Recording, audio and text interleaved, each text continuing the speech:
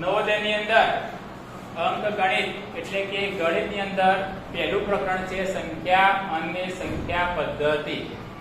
બરાબર. સંખ્યા અને સંખ્યા પદ્ધતિમાં પહેલો મુદ્દો આવે છે સ્થાન કિંમત. કયો મુદ્દો આવે છે? સ્થાન કિંમત. બરાબર. તો પહેલો મુદ્દો આપણે ભણીશું સ્થાન કિંમત.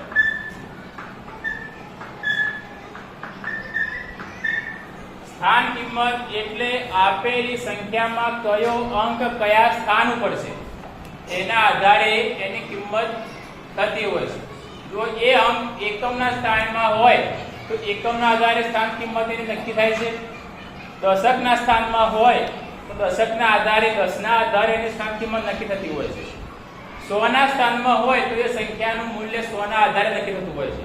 અને 1000 ના સ્થાનમાં હોય, 10000 ના સ્થાનમાં હોય કે લાખના સ્થાનમાં હોય એ પ્રમાણે દરેક અંકનું સ્થાન નક્કી થતું હોય છે. ઉદાહરણ આપણે જોઈએ. ધારો કે અહીંયા સંખ્યા છે 3000 5 4 16 58. બરાબર. આમાં 4 અંકની સંખ્યા છે. 8 એ કયું સ્થાન છે? એકમ. 5 દશક 4 100 3000. હવે દરેક અંકનું આપણે સ્થાન કિંમત જોવું હોય તો કયો અંક કયા સ્થાનમાં છે એના આધારે એની કિંમત નક્કી થતી હોય છે. જેમ કે 8 એટલે એકમ. 5 નું શું કહેવાય? દશક. 4 નું શું કહેવાય? 100 અને 3 1000. ચલો સૌથી પહેલા 8 ની સ્થાન કિંમત. એકમ હોય એટલે 1 વડે ગુણાકાર. એકમ હોય તો 1 વડે ગુણાકાર. 8 ની સ્થાન કિંમત તો 8 ગુણ્યા 1 બરાબર 8 ની સ્થાન કિંમત શું થાય? 8. ચલો 5. 5 કયા સ્થાનમાં છે? દશક. દશક એટલે 10. તો 5 નો ગુણાકાર કેટલા વડે કરવાનો? 10 વડે. તો 5 ગુણ્યા 10 10 બરાબર 50. 50. તો 5 ની સ્થાન કિંમત કેટલી થાય? 50. એના પછી 100 ના સ્થાનમાં કેટલા છે? 4. તો 100 હોય તો 4 નો ગુણાકાર કેટલા વડે કરવાનો? 4. યસ. 100 વડે. તો 4 ગુણ્યા 100 બરાબર શું જવાબ આવશે? 400.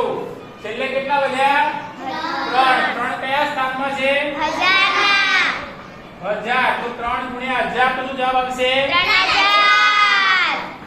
3000. એટલે કોઈ પણ સંખ્યા 2 અંકની આપી હોય કે 4 અંકની આપી હોય કે 7 અંકની આપેલી હોય પણ એ સંખ્યાની અંદર કયો અંક કયા સ્થાનમાં છે એના આધારે એની સ્થાન કિંમત નક્કી થતી હોય છે. ઉદાહરણ બીજું લઈએ આપણે.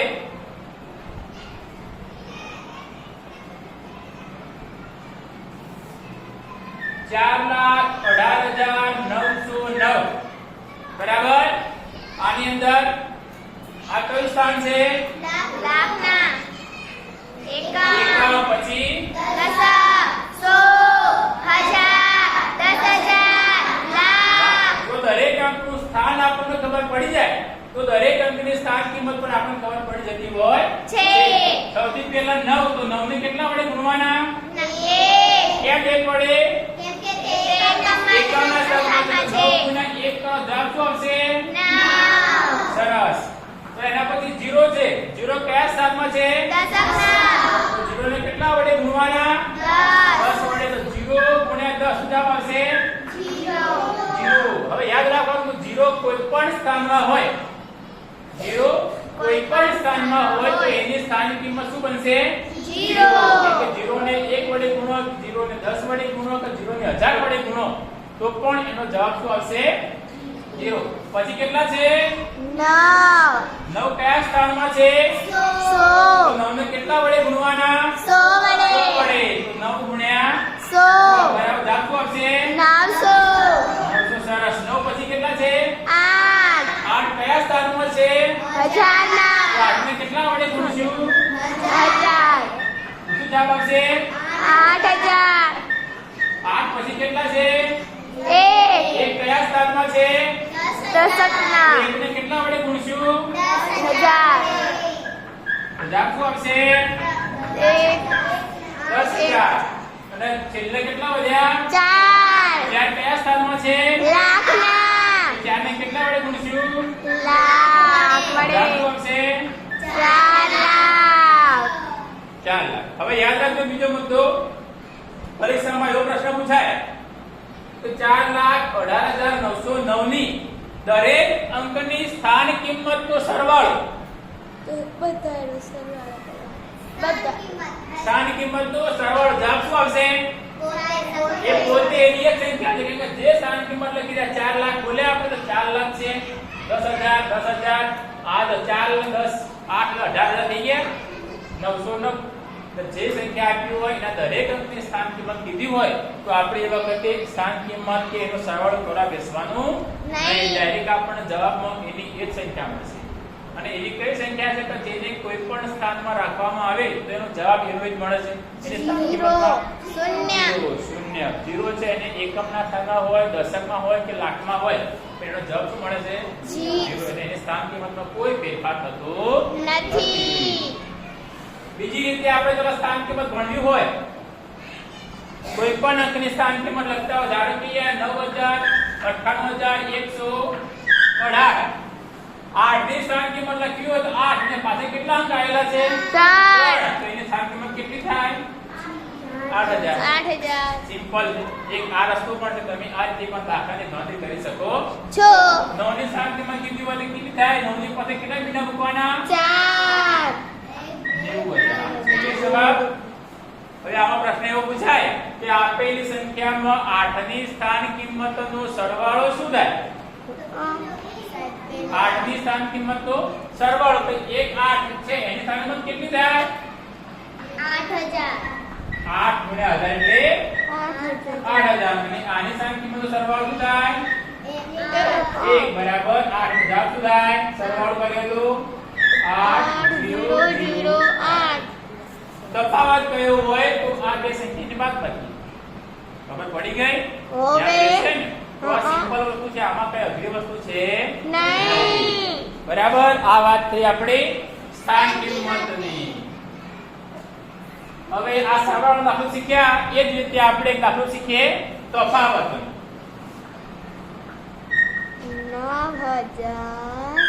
98,998 બરાબર. તો એક અંક બદલી દઈએ આપણે 96,698. આમાં 6 ની સ્થાન કિંમતનો તફાવત બરાબર. તો સૌથી પહેલા બે વખત 6 આપે તો 6 ની સ્થાન કિંમત શું થાય? આ 6 ની 6,000. સરસ. તો 6 ગુણ્યા 1,000 બરાબર 6,000. તો આ સ્થાનની સ્થાન કિંમત શું થાય? 100. કેટલા વડે ગુણવાના? 100 વડે. 6 ગુણ્યા 100 બરાબર 600. હવે આગળ તફાવત એટલે શું કરવાનું? બાદબાકી. બાદબાકી આપણને આવડે છે 0 માંથી 0 0 0 માંથી 0 0 માંથી 5 અહીંયા 10 તો 4 અને 5. જવાબ આવ્યો 54,000. 5,400. આને કહેવાય તફાવત એટલે બાદબાકી. આ વાત થઈ સ્થાન કિંમત. અને હવે બીજો મુદ્દો કયો આવશે ખબર પડી? સ્થાન કિંમતમાં કોઈને હા. કઈ તકલીફ હોય તો બોલો. સ્થાન કિંમતમાં કોઈને ક્યાં પ્રશ્ન રહી ગયો હોય તો બોલો. કઈ ખબર ના પડતી હોય આવડશે? હા. બીજો મુદ્દો કયો આવશે હવે સ્થાન કિંમત પછી? દાર્શનિક કિંમત. દાર્શનિક કિંમત. બીજો મુદ્દો આવે છે દાર્શનિક કિંમત.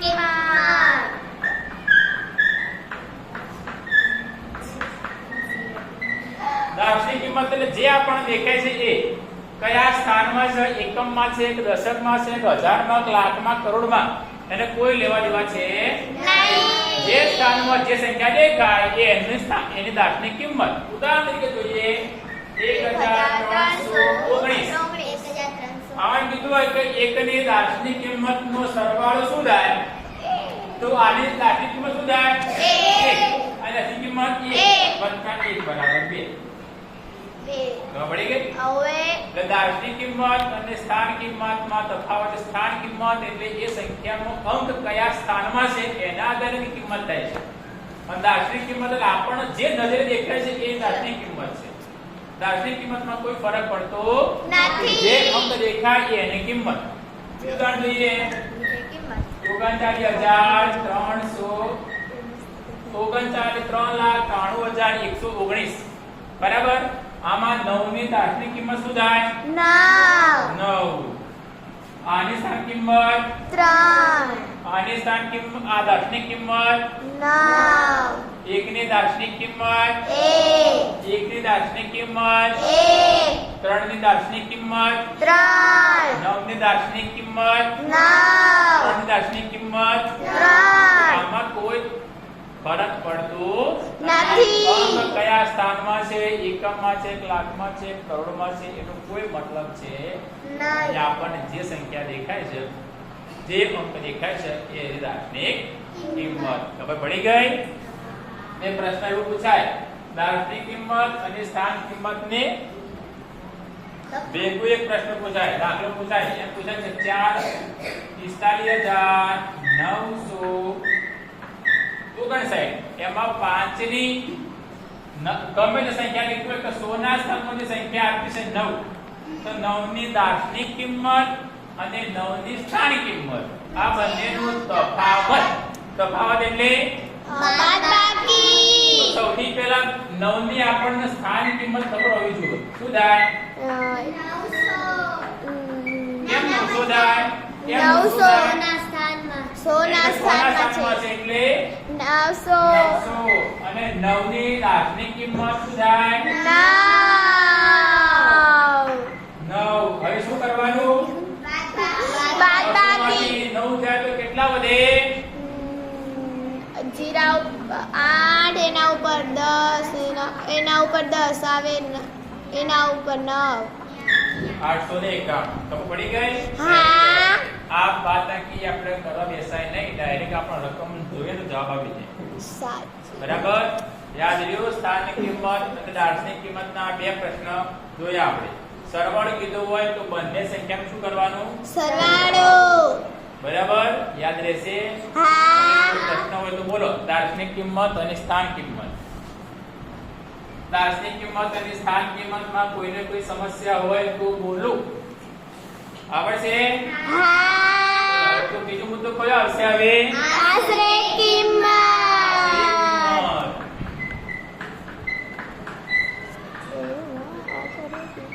આશરે કિંમત એટલે મુદ્દા યાદ શું રાખવાના? બે મુદ્દા 0 થી 4, 5 થી 9 0 થી 4 8 થી 9 જે સંખ્યાની આશરે કિંમત માંગી હોય, જે સંખ્યાની આશરે કિંમત માંગી હોય એની પાછળનો અંક 0 થી 4 માં આવતો હોય તો એ સંખ્યામાંથી એક અથવા એની એ જ સંખ્યા રાખવાની, અને 5 થી 9 માં આવતો હોય તો વત્તા 1 કરી દેવાનો. બરાબર? ધારો કે સંખ્યા લખીએ 3951. બરાબર?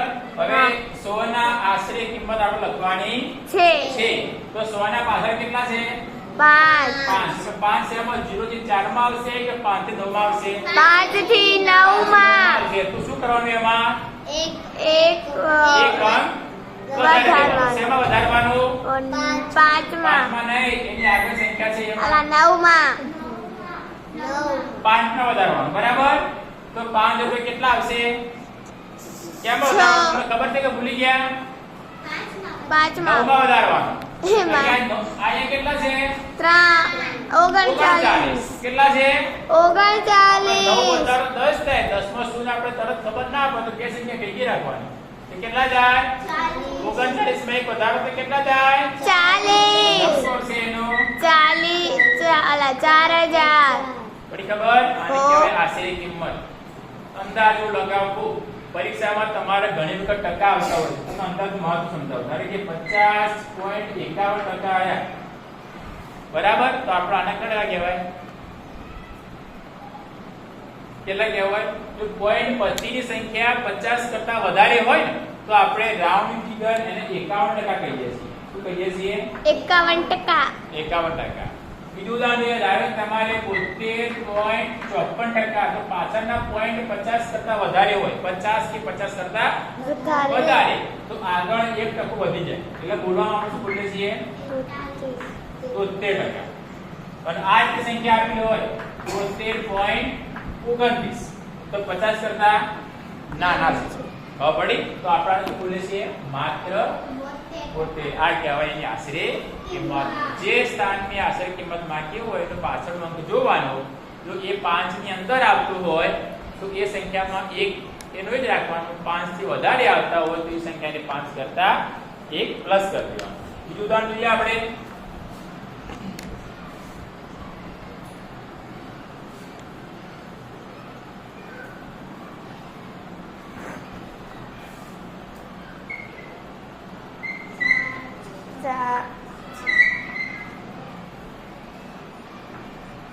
છેતાલીસ હજારના 782 આશરે કિંમત લખવાની. કયા સ્થાનની? હજારના. હજારના સ્થાનની અક્ષરની પાછળ કેટલા છે? 7 7. તો 7 5 કરતા નાના કે મોટા? મોટા. તો આપણે 6 ને શું કરશું? એક વધારીશું. કેટલા વધારવાના? 1. તો એને જવાબ શું આવશે? કેટલા આવશે અહીંયા? 47000. હવે પડી ગઈ. એની એ જ સંખ્યા લખીએ આપણે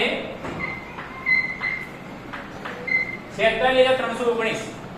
બરાબર. ફરી 1000 ના સ્થાનની આશરે કિંમત લખવાની છે. તો 1000 ના પછી કેટલા છે? 3. 5 થી નાના કે મોટા? તો એમાં 1000 જો 5 કરતા નાની સંખ્યા હોય તો 1000 ની સંખ્યામાં કોઈ ફેરફાર કરવાનો નહીં. એની એ સંખ્યા રાખીને પાછળ શૂન્ય લખી દેવાનું. બરાબર. 46 લખી અને પાછળ 1 2 3 શૂન્ય લખી દેવાનું. એની આશરે કિંમત. તો પડી ગઈ. આવડશે? હા. ચલો હું જેમ જેમ બોલું એમ ઊભા થઈને કે જવાબ લખજો. સાહેબ 3 કરતા કોઈ બોલવાનું નહીં હો. 3 કરતા સાહેબ ઓછા હોય એટલે 5 કરતા નાના હોય તો શું કરવાનું? 5 કરતા નાના હોય તેની સંખ્યા લખવાની. તો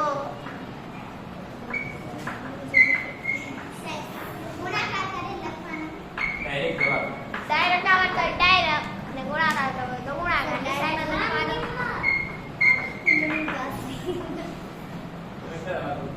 5 લખે. બરાબર.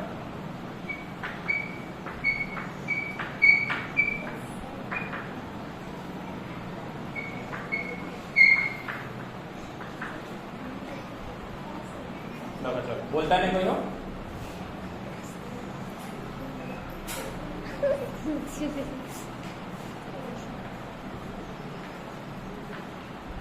સરસ. ચલો એના પછી જાઓ.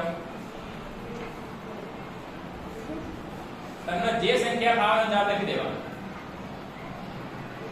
Very good. ચલો એના પછી જાઓ.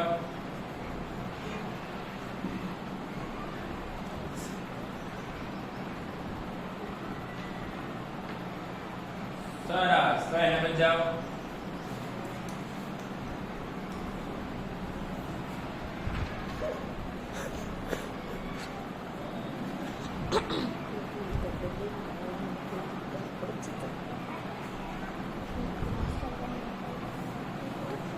Very good. ચલો એના પછી જાઓ બેટા. તો તમે આવી જાઓ.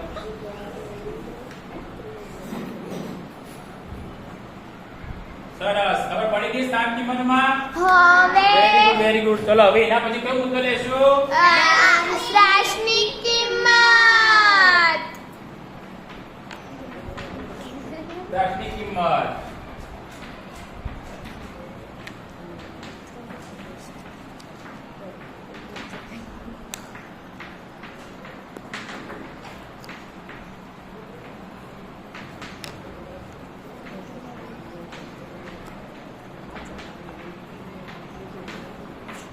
ચલો જાઓ. રાશિની કિંમત. જે પાવાય જાવ લખો. જે સંખ્યા તમને આવડે એ. દાર્શનિક કિંમતમાં શું કરવાનું? જે દેખાય જે દેખાય એ જ. એમાં કઈ શૂન્ય લગાવવાના છે? સંખ્યા ના. તો જે સંખ્યા દેખાય આપણે જવાબ. સરસ. તો એને તમે આવી જાઓ.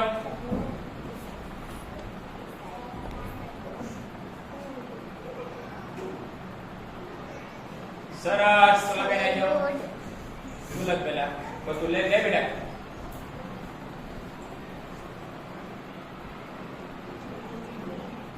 આ 0 છે. ઓકે. ચલો તમે તો લખો. આઈ જાઓ. સરસ.